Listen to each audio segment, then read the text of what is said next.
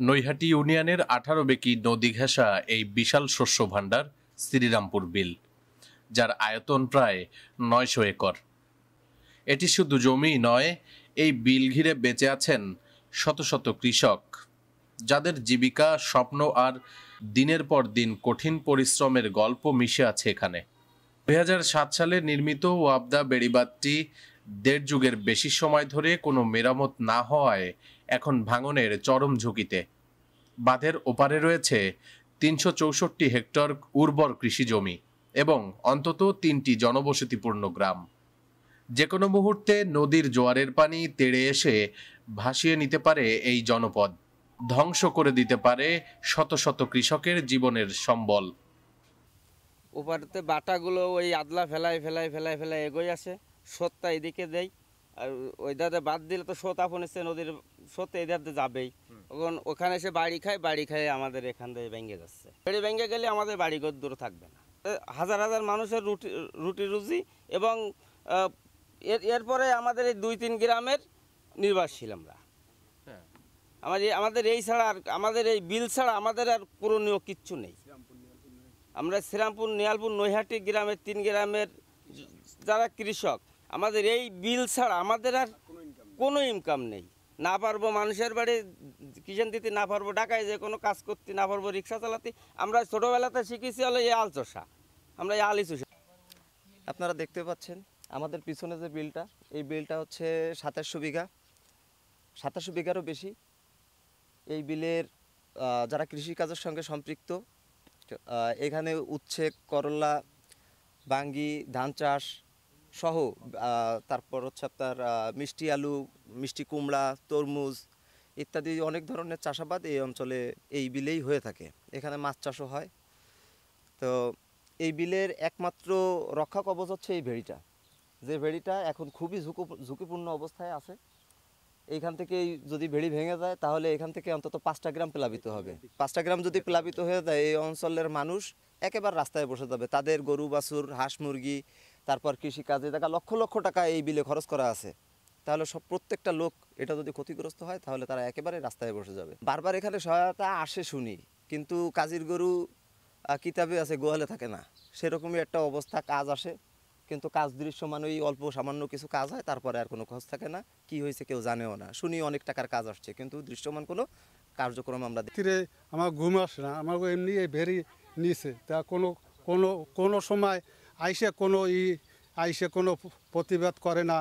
তারপরে শ্রীরামপুর, নেহালপুর আর নৈহাটির অন্তত 400 কৃষক পুরোপুরি নির্ভরশীল এই বিলের উপর।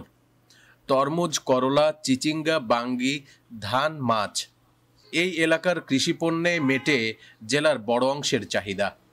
কিন্তু এখন 18 বেকি নদীর ধারক বেড়িবাঁধের অবস্থা ভয়াবহ। বাঁধের কিছু কিছু স্থানে চওড়া নেমে এসেছে মাত্র 3 থেকে 4 ফুটে।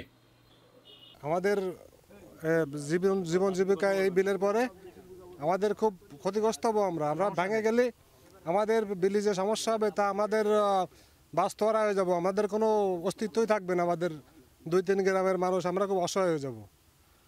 এই কৃষকের জন্য কোনো মানুষই সেইভাবে খেয়াল নেই না। আমাদের এই গ্রামের মানুষ, আরও 2টে গ্রামের মানুষ তলায় যাবে। নিয়ালপুর, শ্রীরামপুর, নৈহাটি 3টে গ্রাম মিলে এই বেড়িটা যদি ভেঙে যায় তাহলে রাতারাতি তলায় যাবে। আমরা কোনো সময় টেনশন মুক্ত থাকতে পারি না, সবসময় আতঙ্ক থাকতে হয় এই বেড়ি কখন ভেঙে যায়। এই পানির চাপ, এই বড় গুণ, এইভাবে আমাকে সব গাছগুলো ভেঙে গেছে। এলজিডির অনেক গাছ ছিল এখানে, সব গাছ ভেঙে নদীতে পড়ে গেছে।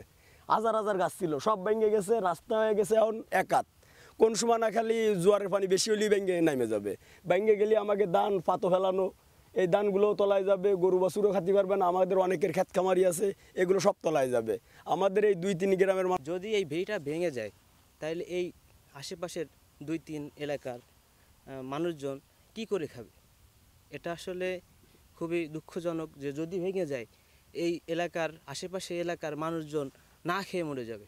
কর্তৃপক্ষের দৃষ্টি আকর্ষণ করছি, তারা যেন আমাদের সার্বিক সহযোগিতা করে, কৃষকদের পাশে থেকে এই ভেড়িটার জন্য উন্নয়ন করে। আমি, আমার বাপ দাদারাও এখানের কৃষক ছিলেন, আমিও আমার বাপের সাথে বর্তমানে কৃষি চাষ করি এবং আমার এই কৃষি চাষের বয়স প্রায় 10 বছর। তো বিষয়টা হচ্ছে এদেশের প্রায় 80% লোক কৃষিকাজের উপর নির্ভরশীল। কিন্তু আমার খুবই খারাপ লাগে যে কৃষকের পাশে দাঁড়ানোর মতন কোনো লোক নেই। আমি দীর্ঘদিন ধরে দীর্ঘ বছর ধরে গত বছরও এখানের এই ভেড়ি ভেঙে গেছে। আমরা কৃষকরা এখান থেকে এত কষ্ট করে প্রায় একবেলা পরিশ্রমের পরে এই ভেড়ি রক্ষা করেছি, কিন্তু প্রশাসনের টনক নড়িনি। আমরা বিভিন্ন সময় বিভিন্ন আন্দোলন করেছি, আমরা বিভিন্ন সময় এখানে মানববন্ধন করেছি। এই গত 2-3 মাস আগেও মানববন্ধন করেছি। আমরা ইউনো স্যারে জানাইছি, ইউনো স্যার আমাদের উত্তর দিছে যে আপনারা যে ওখানে একটা প্রতিরোধ গড়েন। আমরা কি এই বড় বড় ধনী ব্যক্তিদের সাথে, আমরা সাধারণ কৃষক, আমরা কিভাবে তাদের সাথে মানে মোকাবেলা করব? আমাদের তাদের সাথে মোকাবেলা করার কোনো শক্তি আমাদের নেই। কিন্তু আমার একটা জিনিসই খারাপ লাগে যে এদেশের 80% লোক কৃষিকাজের উপর নির্ভরশীল, কিন্তু প্রশাসন থেকে শুরু করে উচ্চ পর্যায় পর্যন্ত কেউ যেন কৃষকের দুর্দশা দেখার মতন। কৃষকদের ক্ষতি করতেছেন এবং তাদের যদি এই ভেড়িবাঁধ ভেঙে যায় তাহলে আমাদের এলাকার কমপক্ষে 5 থেকে 700 কৃষক তারা অনাহারে অর্ধাহারে থাকবে। তাদের গরু ছাগল নিয়ে তারা কোনো রকমভাবে বাঁচতে পারবে না, তাদের ঘর বাড়ি সব বিলীন হয়ে যাবে।